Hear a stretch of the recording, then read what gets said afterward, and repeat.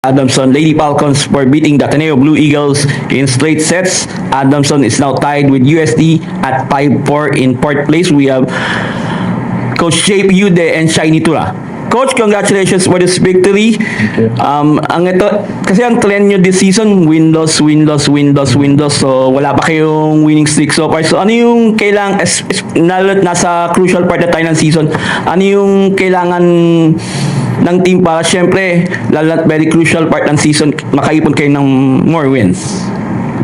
Siguro no, first of all we thank the Lord for the win, no. So for us no, we need always na maging consistent talaga kami sa aming ginagawa, especially na galing kami sa talo ngayon. So nung nakaraan, so ngayon, so kailangan namin bumawi, and then kailangan namin mag-grind talaga ng todo, hard work, so that na makapasok kami sa Final Four, no, kasi because crucial game na yung mga natitira. So we need always to be more consistent, and then maging mentally tough every time, so on how we respond in every situation. So yun. Shai, you had 19 attacks, 4 blocks, 2 service aces, 15 exceptions, and 2 digs. So yun nga, mukhang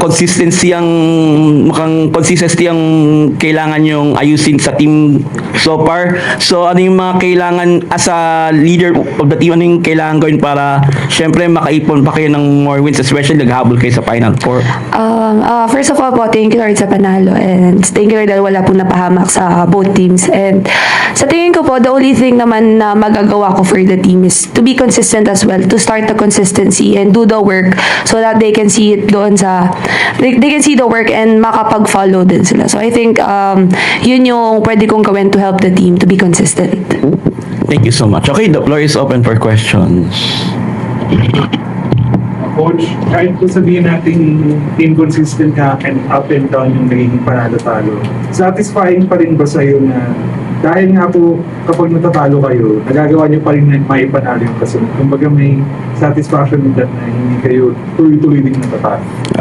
Yes, of course naman. So for me, pero syempre it's not all about na i-allow namin yung ganung mangyari. So we are trying naman, we are doing our best every time na maka-win streak kami, no. So hindi lang na up and down, win-loss, no. So we are trying our best talaga, we're doing our best naman na na may panalo namin yung natitirang games namin for this second round. So satisfied naman ako because nga every time naman different challenges every time during especially kanina. So it's always looking lang talaga in a good side, no, on how we dinidevelop yung character ng mga bata and attitude during the game, no. So especially ng second set on how they respond properly. So for me, it's a very good thing na daraanan namin. It's may negative side, may positive side, pero we always look for the good talaga every time sa mga sitwasyon. Shayna, how are you liking yung response ng team so far this season sa kada talo na ipapanalo niya rin?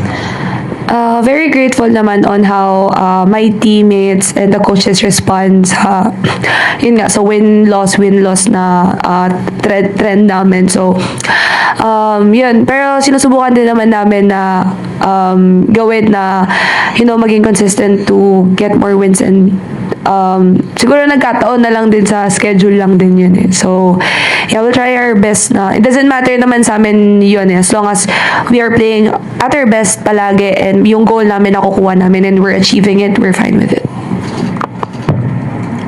Coach, one thing na maganda this year so far is kasi last year si Shayna bulk ng points sa kanya, and this year she gets help from Frances and everyone else, si Joy. So ano yung masasabi mo na yun ba good sign for the team na ganun yung nangyayari this year, na hindi masyadong mabigat yung responsibilities ni Shai on offense?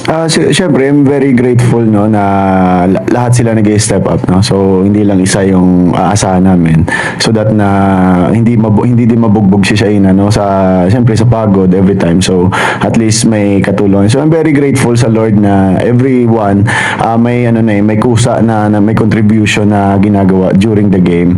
And then, kailangan lang talaga sila, for me, kailangan pukpukin palalo so that na, no? Kasi I know naman yung mga bata, may talents and gifts yan comes from the Lord, no? So, kailangan lang talaga nila gamitin na maayos.